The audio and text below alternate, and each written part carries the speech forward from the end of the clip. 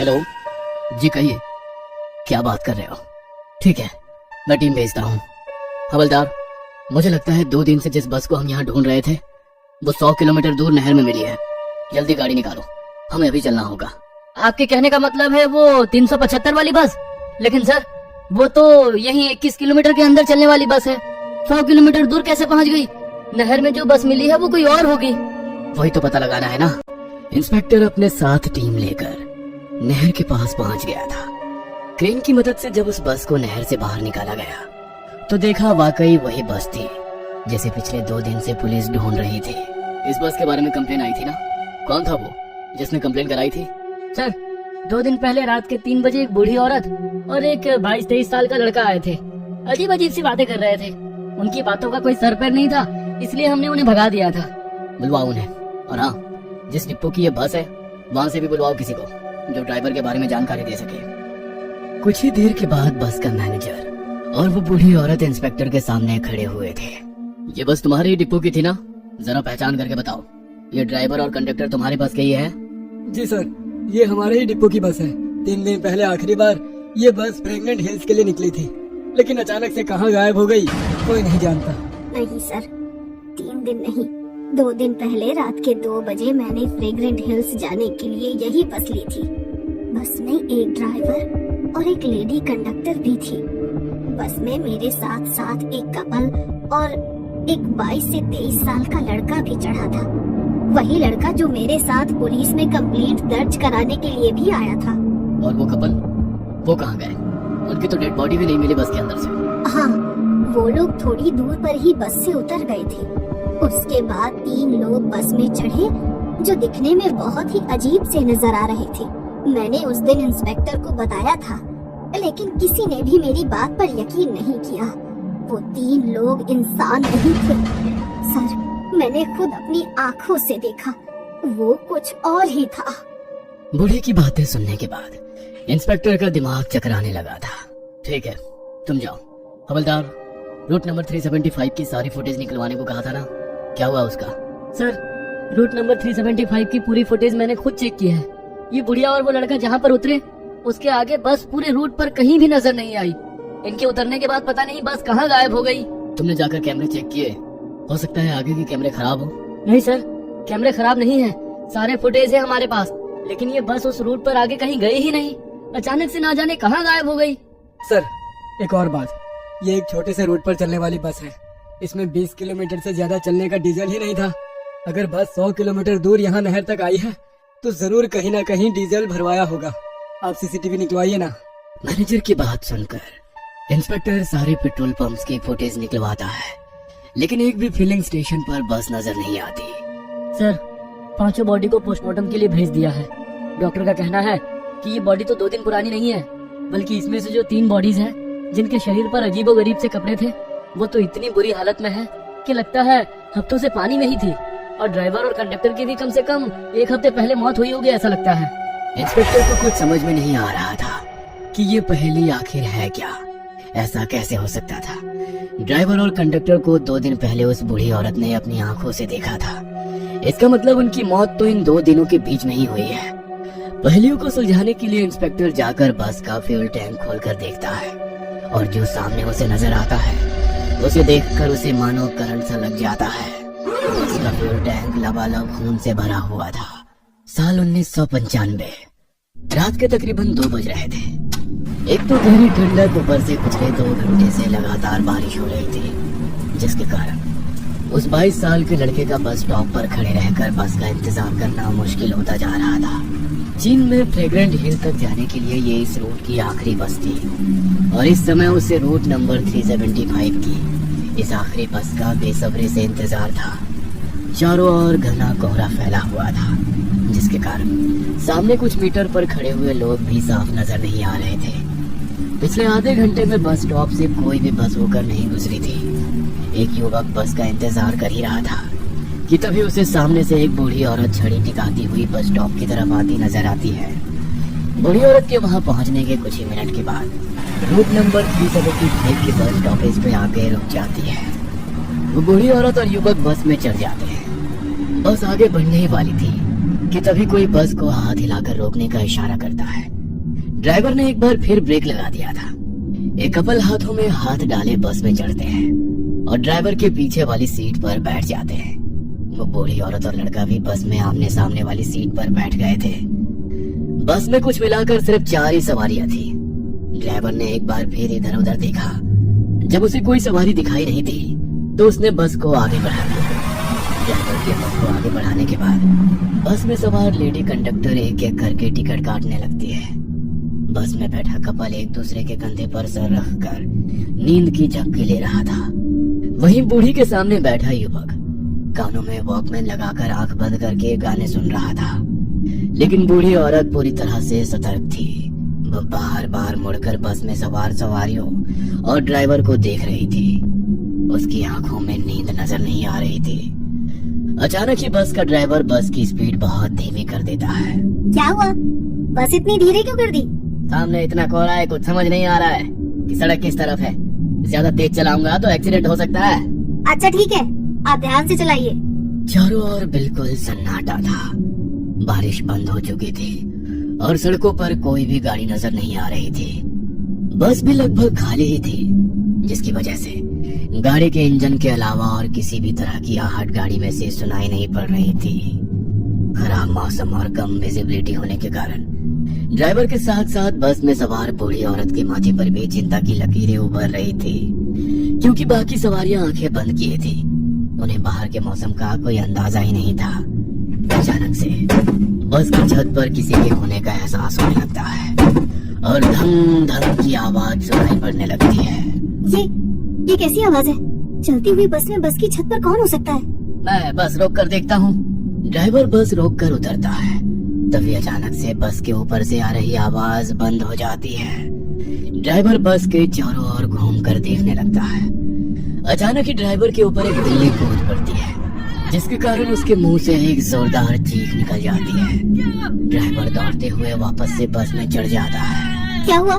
क्या था बाहर? एक बिल्ली थी, वही बस के ऊपर घूम रही थी शायद। आगे बढ़ते हैं, आसपास जंगल है, यहाँ रुकना ठीक नहीं है। क्या कहा? एक बिल्ली थी?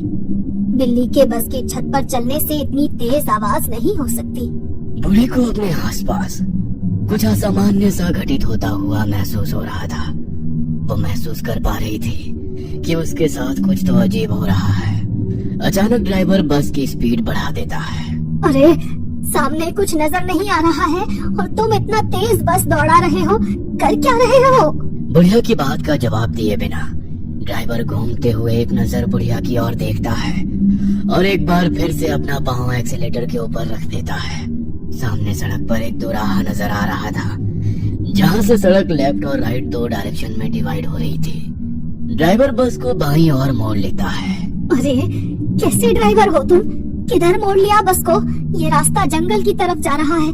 नए नए भर्ती हुए हो क्या? रास्ता ठीक से नहीं मालूम? अरे आप आराम से बैठिए ना, बार बार क्यों टोका टोकी कर रही हैं? मुझे पता है कि अपना काम कैसे करना है। इस रास्ते पर ट्रैफिक कम होता है, कोहरे में इधर से जाना सेफ रहेगा और ये शॉर्टकट भी है। आप चिंता मत करो, थोड़ी देर बाद ये आगे जाकर उसी रास्ते पर मिल जाएगा। बूढ़े को ड्राइवर के हाव भाव काफी बदले हुए नजर आ रहे थे। कुछ देर बाद तेज गति से दौड़ती बस को ड्राइवर अचानक ब्रेक लगाकर रोक लेता है। क्या हुआ? वैसे अचानक से बस क्यों रोक दी? अब तो फ्रैगनेंट हिल से पहले बस का कोई स्टॉपेज भी नहीं है। वैसे भी ये जंगली इलाका है, यहाँ पर बस रोकने का मतलब क्या है? वो सब मैं जानता हूँ, लेकिन देखो सामने कुछ लोग खड़े हुए हैं और लगातार हाथ से बस को रोकने का इशारा कर रहे हैं। अरे तो ऐसे ही कोई बीच सड़क पर खड़े होकर बस को रोकने के लिए कहेगा तो आप गाड़ी रोक देंगे क्या? इतनी रात को ऐसे ही बस रोक देना मुझे तो कुछ ठीक नहीं लग रहा। आप दरवाजा मत खोलिए। ड्राइवर साहब सही कह रहे हैं, सामने 3 लोग खड़े हुए नजर आ रहे हैं, उन्हें मदद की जरूरत हो सकती है। ये इस रूट की आखिरी बस है, अगर हम उन्हें अंदर नहीं आने देंगे तो शायद पूरी रात जंगल में ही बितानी पड़े। ड्राइवर की बात सुनकर बाकी की सवारियां कुछ नहीं कह पाती और ड्राइवर बस के दरवाजे खोल देता है। बस का दरवाजा खोलने के बाद 3 लोग बेहद धीमी रफ्तार से चलते हुए बस में चढ़ जाते हैं। ये 3 लोग जब बस के अंदर आते हैं तो बस के अंदर बैठी सवारियां उन्हें देखकर बुरी तरह चौंक जाती है। बस में चढ़ने वाले 3 लोगों में से 2 ने बीच वाले आदमी को इस तरह से पकड़ा था जैसे वो शराब पिए हो या खुद से चलने के लायक ना हो, वो सहारा देकर घसीटते हुए किसी तरह उसे बस की सबसे पिछली सीट तक ले जाते हैं और वहीं जाकर बैठ जाते हैं। उन तीनों में एक बात जो सबसे ज्यादा अजीब थी वो ये कि इस समय 1995 चल रहा था, लेकिन उन तीनों की वेशभूषा ऐसी थी जैसे वो 18वीं शताब्दी में आए हो। सर पर पौराणिक चीनी टोपी पहने होने के कारण उनका चेहरा भी साफ नजर नहीं आ रहा था। इसके साथ ही उनके बाल भी लंबे और बेतरतीब बिखरे हुए थे, जिसके कारण चेहरा दिखाई नहीं पड़ रहा था। तीनों नए पैसेंजर्स को बैठाने के बाद बस एक बार फिर से आगे बढ़ गई थी। बस जैसे जैसे आगे बढ़ रही थी, बस के अंदर की हवा में कुछ अजीब सा भारीपन महसूस होने लगा था। ये किन लोगों को बैठा लिया है तुमने? तुम्हें इन्हें देखकर कुछ सिरहन सी महसूस नहीं हो रही? उनके कपड़े देखो, आज के समय में कौन ऐसे कपड़े पहनता है? इतने पुराने और भद्दे लग रहे हैं, जैसे कभी धुले ही नहीं है। आपने गौर किया? बस के अंदर अचानक दुर्गंध फैल गई है। ऐसा लगता है जैसे कुछ सड़ रहा है यहाँ। मुझसे तो सांस भी नहीं ली जा रही है। ये क्या बोल रही हैं आप? ऐसे तो कुछ भी नहीं है। इधर पीछे गांव में एक थिएटर है, ये लोग उधर नाटक कंपनी से ही आए होंगे। आप उन पर ध्यान मत दीजिए। जब से वो लोग बस में आए तब से 1 इंच भी हिले नहीं, ना ही उन्होंने कोई बात की। फिर तुम्हें कैसे पता कि वो थिएटर से आए हैं? तुम उनकी तरफदारी क्यों कर रही हो? 5 किलोमीटर के बाद आपका स्टॉपेज आ जाएगा, तब तक चुप करके बैठो, समझी? कंडक्टर की बात सुनकर बूढ़ी ने एक नजर अपने सामने बैठे लड़के की ओर देखा। वो भी इस समय बूढ़ी को ही देख रहा था।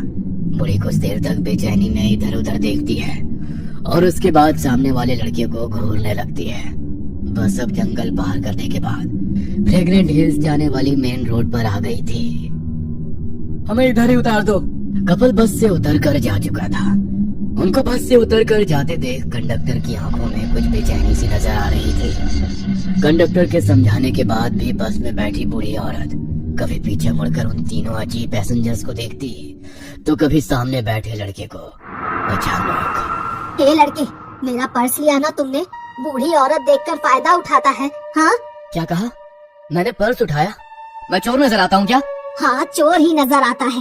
तेरी शक्ल पर लिखा है तू 1 नंबर का चोर है। निकाल मेरा पर्स। बूढ़ी के इस तरह आंखें दिखाकर चोरी का इल्जाम लगा देने से वह लड़का भी बुरी तरह बौखला गया था। आपकी उम्र का लिहाज कर रहा हूँ वरना। अरे क्या बेहूदगी है ये, मैं तो जानता भी नहीं आपके पास पर्स था भी या नहीं। बूढ़ी की आवाज लगातार बढ़ती जा रही थी और उसी के साथ अब लड़का भी गुस्से में आ गया था। तू उतर नीचे, तुझे मैं तेरी औकात दिखाती हूँ। अभी पुलिस को तेरी शिकायत करूंगी। सीनियर सिटीजन्स की ताकत अभी पता नहीं है तुझे, समझा? बूढ़ी और वो लड़का अब ड्राइवर के पास खड़े होकर बस रोकने के लिए चिल्लाना शुरू कर देते हैं।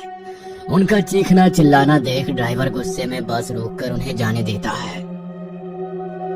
अरे माता जी, अब आप ऐसा करिए, पुलिस बुलाइए। अब पुलिस ही बताएगी मैं सही हूँ या गलत।